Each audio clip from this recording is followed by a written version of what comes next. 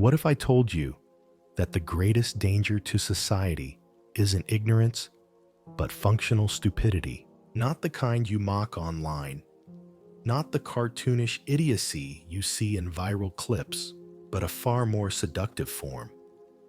A quiet force that wears the mask of normalcy and infiltrates our minds through routine consensus and comfort.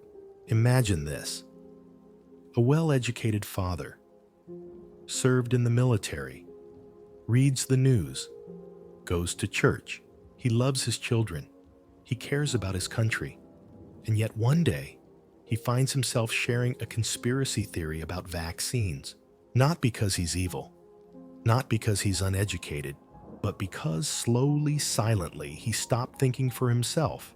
That's the real danger Bonhoeffer warned us about. Not evil people doing evil things, but good people surrendering their minds and letting slogans do the thinking for them. In 1943, from a prison cell in Nazi Germany, theologian Dietrich Bonhoeffer wrote these chilling words: "Against stupidity, we are defenseless. Neither protests nor force accomplish anything here. Reasoning is useless." What he saw was terrifying. A collapse not of morality, but of cognition. So here's the question we'll ask today: why do smart, moral people fall into functional stupidity? And more importantly, how do you resist it when the entire system is designed to make you stop thinking? This isn't just a psychological curiosity, it's a moral emergency. And by the end of this video, you might realize the battle for your mind has already begun.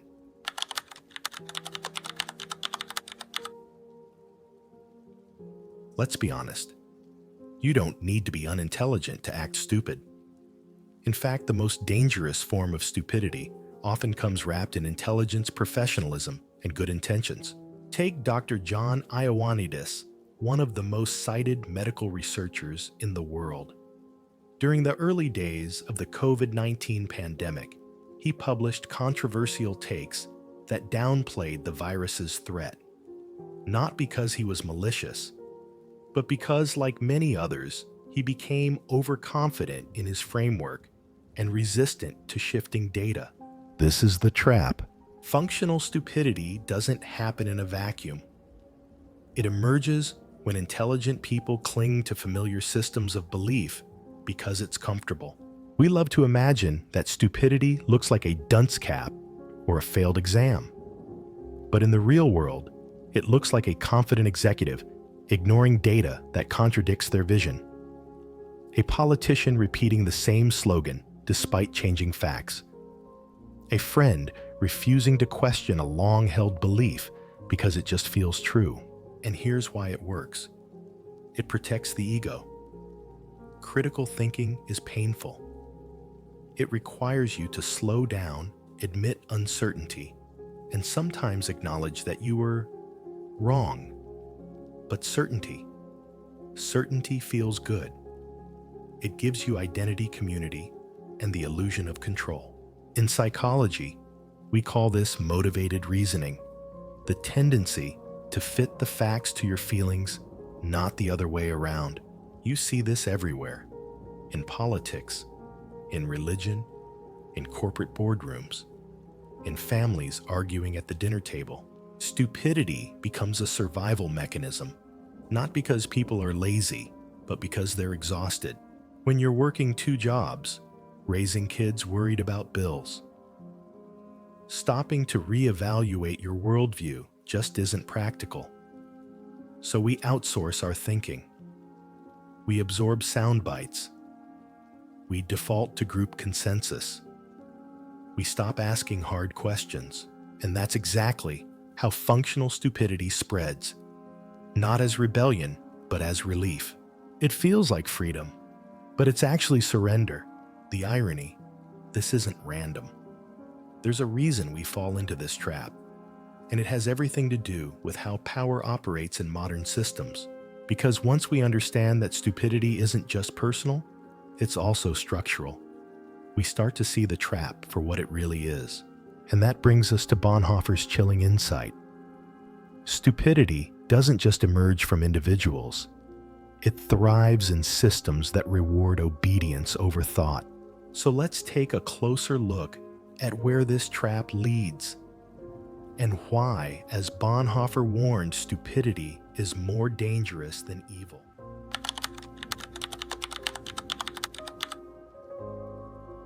In the final years of his life, sitting in a Nazi prison cell, Bonhoeffer wrote one of the most disturbing psychological truths of the modern age. That evil, as terrifying as it is, can often be confronted. But stupidity wears a smile. It waves a flag. It thinks it's doing good. Bonhoeffer had watched his entire country, one of the most educated and cultured societies on earth, fall into moral collapse. But what shook him most wasn't the rise of evil.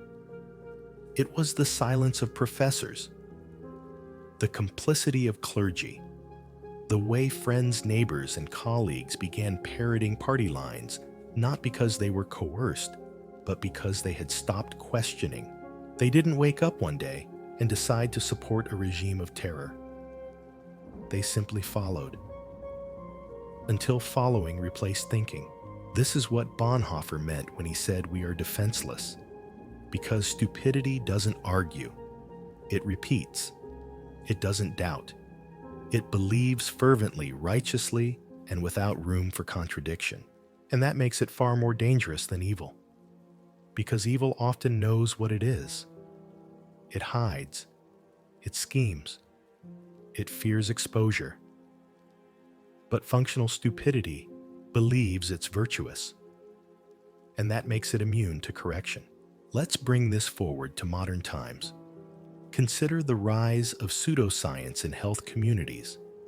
You'll find highly educated people, doctors, engineers, lawyers, who spread misinformation not because they want to harm others, but because they trust their instincts more than evidence. They reject data that doesn't feel right, and they believe wholeheartedly they are doing their own research for the good of others. That's the terrifying part. They're not evil. They're convinced they're heroes, which makes them impossible to reach with reason alone. Bonhoeffer's brilliance was to see stupidity not as a moral failure, but as a failure of responsibility.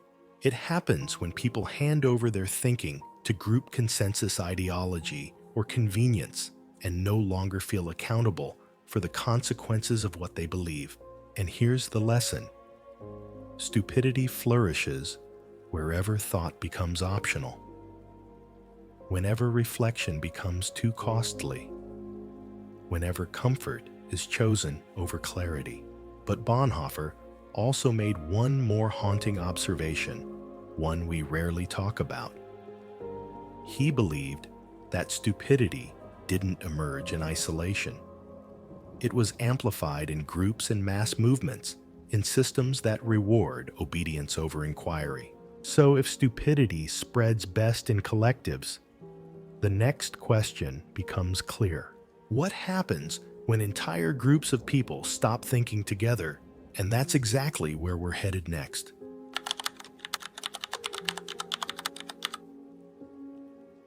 Bonhoeffer understood something long before social science could prove it. That stupidity isn't just an individual flaw. It's a collective infection. The most dangerous ideas don't spread because they're true. They spread because everyone is afraid to be the one who disagrees. In the 1950s, psychologist Solomon Asch ran a now famous experiment. Participants were shown a set of lines and asked a simple question. Which line matches the reference line in length? The answer was obvious, but when placed in a group where everyone else deliberately gave the wrong answer, 75% of participants conformed at least once, even when they knew it was wrong. Why? Because we are wired to belong, and the cost of standing alone often feels greater than the cost of being wrong. The mind surrenders not out of stupidity, but out of fear, and it doesn't stop in the lab. Think of Enron in the early 2000s. Thousands of employees, many of them bright and qualified, continued to push a false narrative of financial health because everyone else in the room was doing the same. Dissent was not just discouraged, it was punished. Or think about Nazi Germany, where entire towns turned silent as their Jewish neighbors vanished. People didn't cheer. They didn't ask. They didn't resist. They simply stopped thinking together. This is what psychologists today call pluralistic ignorance. When everyone privately disagrees, but believes everyone else agrees, so they conform. The result? Mass compliance without mass belief. And that is where moral paralysis begins. Evil doesn't need true believers. It only needs enough people who are unwilling to question. And social media, it's the perfect amplifier for this behavior. Likes and shares become our new social cues. Controversial or dissenting voices are buried not by censorship, but by the algorithmic pressure to conform. We don't need gulags anymore. We just need trending topics. So what do? The first step is to recognize that group consensus is not truth. Being surrounded doesn't mean you're supported by reason, just by repetition. As Bonhoeffer warned, stupidity does not stem from a lack of intelligence, but from becoming a tool of slogans and systems. The moment we outsource our judgment to the group, we risk becoming part of a machine that can no longer tell right from wrong. And that raises an even deeper question. If conformity is so seductive, why do we so often choose ignorance knowingly? Let's talk about that next.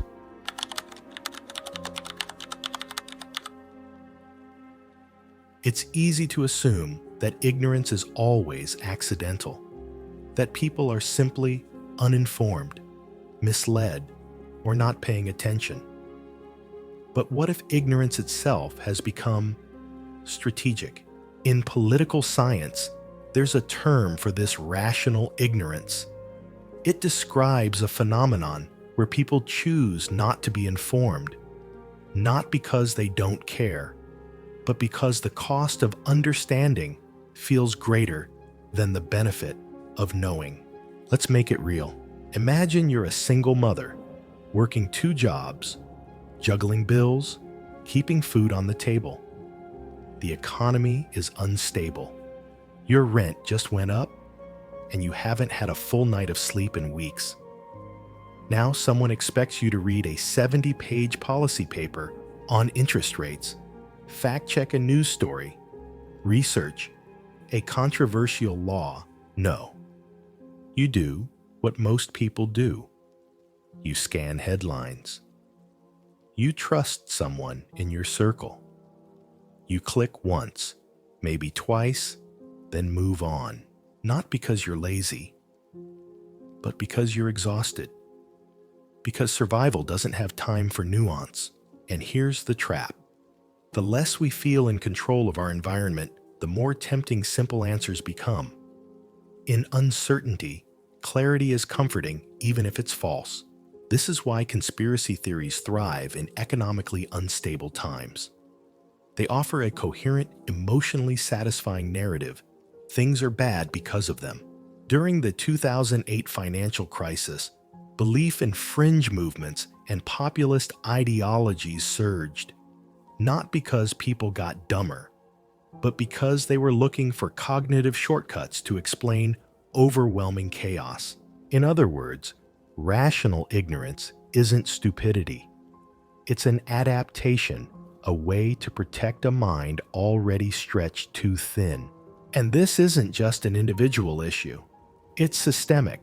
Our media landscape monetizes confusion.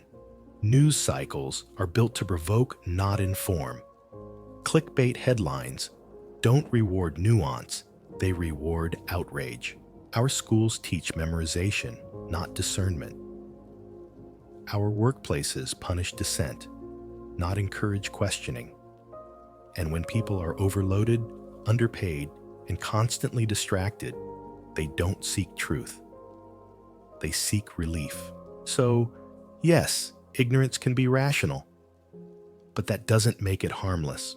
Because when millions of people start making the same rational decision to not think, society loses its ability to self-correct. We don't just get bad opinions. We get bad systems. And this leads to a sobering realization.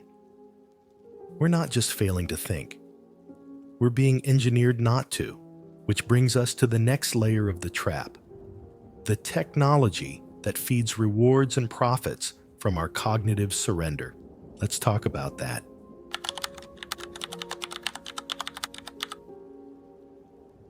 Modern algorithms aren't built to inform you. They're not designed to expand your mind or sharpen your critical thinking.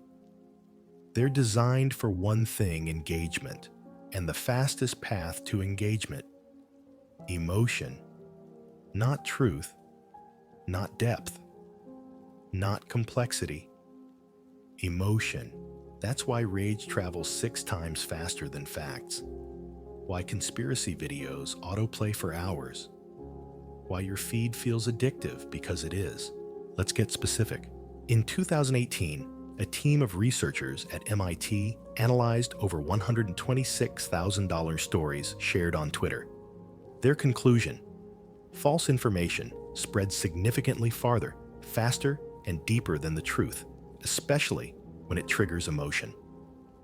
Anger, fear, outrage. These are the currencies of digital attention.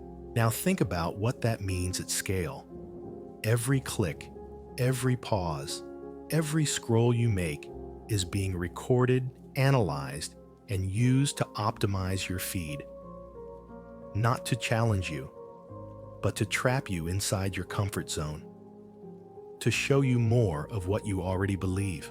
The result? You stop thinking, not because you're incapable, but because you're surrounded by affirmation. This is what makes the algorithmic trap so sinister. It doesn't silence opposing views. It just ensures you never see them. And this illusion of consensus, it creates an echo chamber of certainty where nuance feels threatening and disagreement feels like betrayal. You're not debating anymore. You're performing for an audience that already agrees with you. And you're addicted to the applause. That's not intellectual freedom. That's digital seduction. Even worse platforms have no incentive to change this, because functional stupidity is profitable. It keeps you scrolling. It keeps you angry. It keeps you coming back for more. So we now live in a world where the systems with the most influence over our beliefs don't care if what we believe is true. And when technology evolves faster than our capacity to regulate it, when the profit model depends on division and dopamine, we're no longer asking if people will fall into stupidity. We're asking how quickly. But here's the twist. These systems only work because they exploit something much older than the internet, our own brains. Because long before social media, long before algorithms and screens, we were already wired for cognitive shortcuts. The question now is, can your brain resist what it was built to do? Let's find out.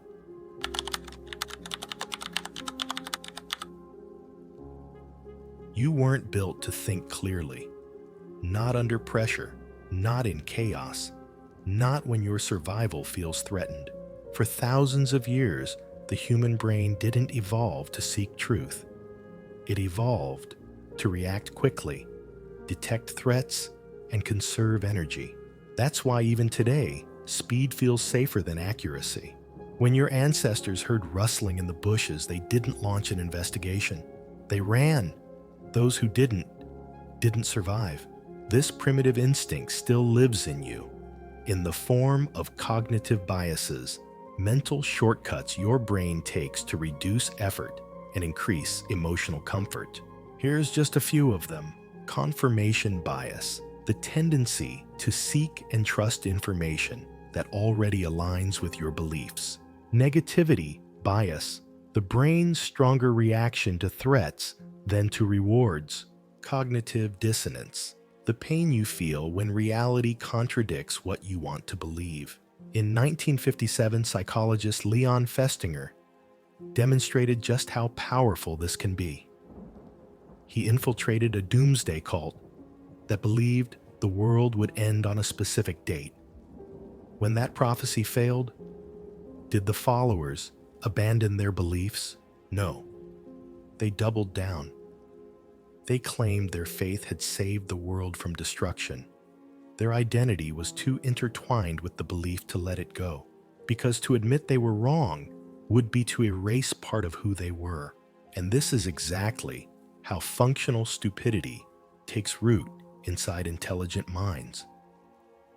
The brain isn't malfunctioning. It's protecting you. Protecting your ego, your social standing, your sense of coherence. But that protection comes at a cost. In the name of comfort, you begin to confuse familiarity with truth. You trust the news source you grew up with. You reject new data because it feels foreign. You feel anxious around nuance and gravitate towards certainty, not because it's right, but because it's easier. And when you combine this neural vulnerability with digital technology, with constant notifications, endless feeds, and algorithmic outrage, you don't just have bias. You have engineered stupidity optimized to bypass your thinking and hijack your attention. So no, you're not weak. You're human. But being human means your brain will always prefer what feels good over what's actually right unless you fight back. And here's the hard truth. You can't fight back alone, because when your brain's wiring starts syncing with the echo chambers around you, truth isn't just harder to find. It becomes nearly impossible to recognize. So let's look closer at how these echo chambers work and why they turn smart, compassionate people into intellectual prisoners.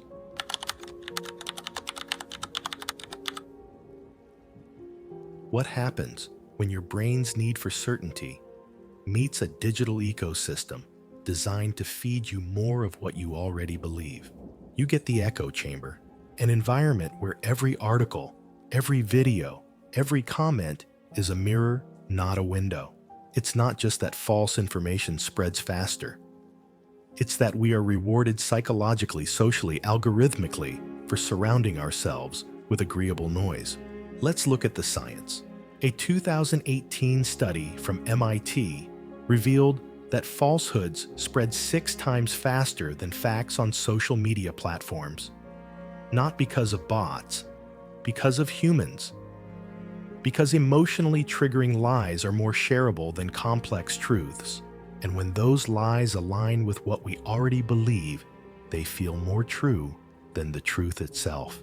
That's how echo chambers turn intelligent people into loyal believers of fantasy. Think of the anti-vaccine movement. Among its loudest voices are lawyers, doctors, engineers, people trained in logic. But once inside the chamber, each new piece of misinformation reinforces the last. Dissenting evidence. It's dismissed as part of the conspiracy. And the louder the chamber echoes, the less you notice it's a chamber at all. What makes this dangerous isn't just the misinformation, it's the illusion of consensus.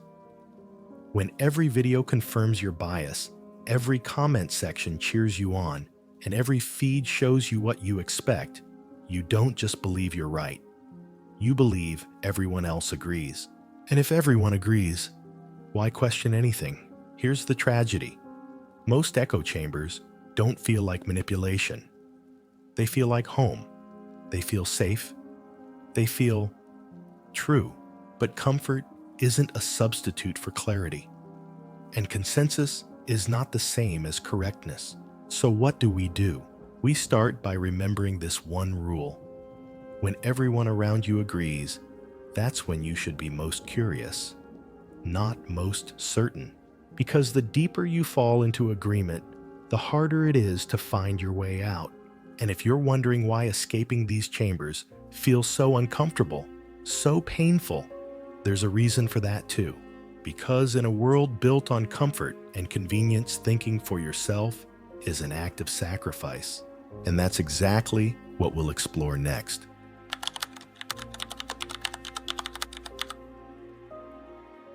We love the idea of being independent thinkers, of standing alone, of seeing through the lies. But very few people ever ask the real question: what does it actually cost to think for yourself? Because the truth is, it hurts, not just metaphorically. Thinking independently can bring real social, emotional, even physical discomfort. Let's break that down. When you begin to question a belief held by your community, whether it's political, religious, cultural, you don't just risk being wrong. You risk being alone. Social rejection activates the same brain regions as physical pain. That's not a metaphor. That's neuroscience. In one famous study, participants were asked to play a virtual ball-tossing game. When the other players excluded them, their brains lit up in the anterior cingulate cortex, the same region that registers physical injury. This is why questioning the group feels dangerous. Your brain processes it as a threat to survival. Now imagine this playing out on Facebook, or at Thanksgiving dinner, or in a small town where everyone votes the same way, worships the same way, thinks the same way. When you challenge the narrative, you don't just lose an argument. You lose belonging. And here's the paradox. Truth-seeking is lonely before it's liberating.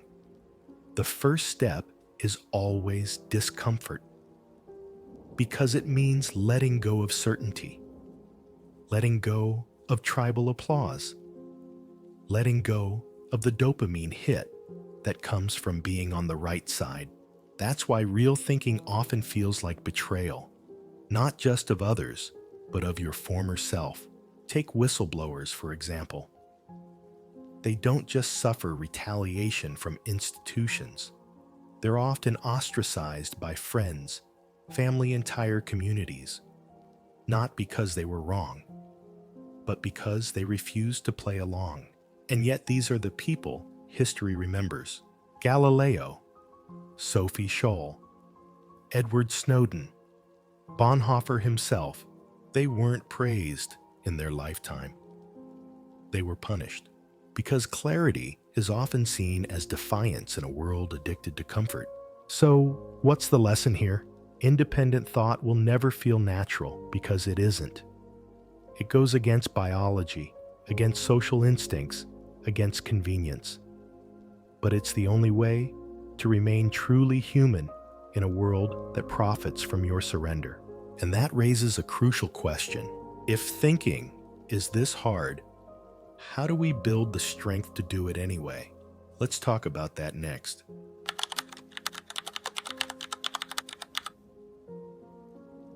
Courage doesn't always look like protest.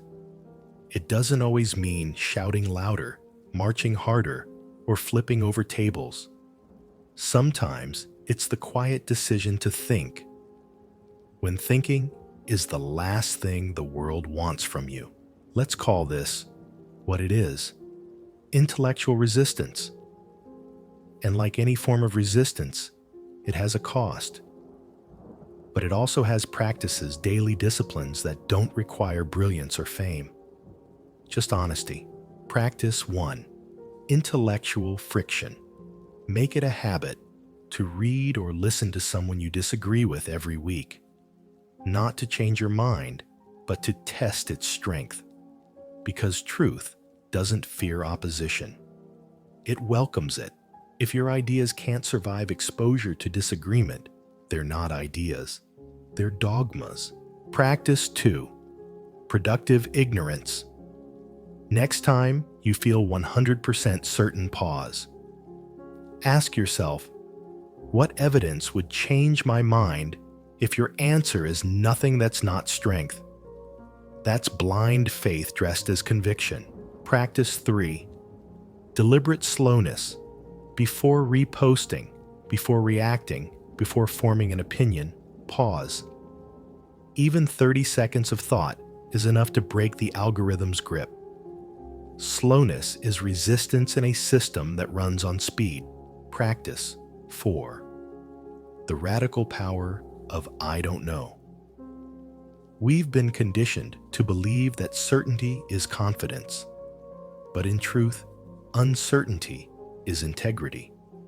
Saying I don't know might be the most honest and rare statement in public discourse today.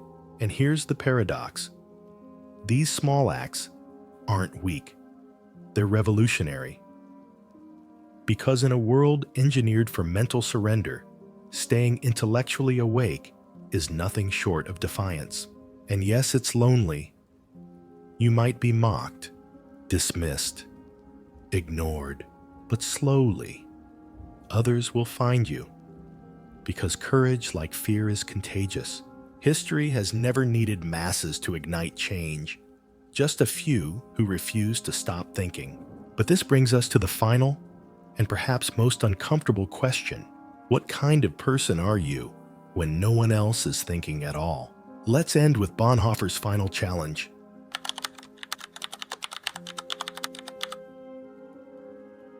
We've talked about the comfort trap. We've seen how systems seduce us into surrender. We've watched how intelligent people fall, not from stupidity, but from fatigue, from fear, from the longing to belong. So now we ask the question Bonhoeffer asked in the darkest chapter of the 20th century: who stands fast? Who resists when conformity becomes virtue? Who still thinks when truth is mocked as arrogance? Who chooses clarity over comfort when everyone else has gone blind willingly? History doesn't remember the silent crowd. It remembers the outlier, like Sophie Scholl, the 21-year-old German student who distributed anti-Nazi leaflets on university campuses knowing it could cost her life. She didn't shout. She didn't fight. She simply thought clearly and refused to stop. She was executed by guillotine. Her last words, "Such a fine sunny day, and I have to go. But what does my death matter if through us, thousands of people are awakened and stirred to action?" Standing fast isn't always dramatic. Sometimes it looks like a father choosing not to forward a misleading message, a teacher who lets students ask dangerous questions, a teenager who deletes TikTok instead of consuming rage bait. These are not acts of rebellion.